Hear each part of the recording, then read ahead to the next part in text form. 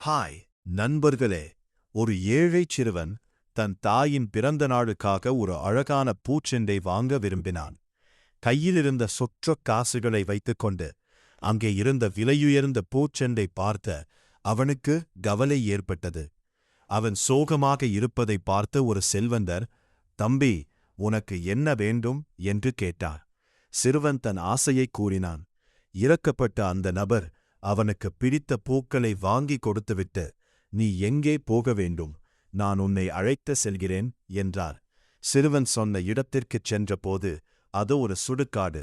அங்கே தன் தாயின் சமாதியில் அந்த பூக்களை வைத்து, அம்மா, பிறந்தநாள் வாழ்த்துகள் என்று அவன் அழுததைக் கண்ட செல்வந்தர் சிலிர்த்துப் போனார். உயிரோடு இருக்கும்போதே அன்பைக் காட்டத் தவறிய தன் நிலையை எண்ணி அவர் வருந்தினார். உடனே தனது தாய்க்கு போன் செய்து பேசிக்கொண்டே அங்கிருந்து புறப்பட்டு தன் தாயைப் பார்க்க ஓடினார்.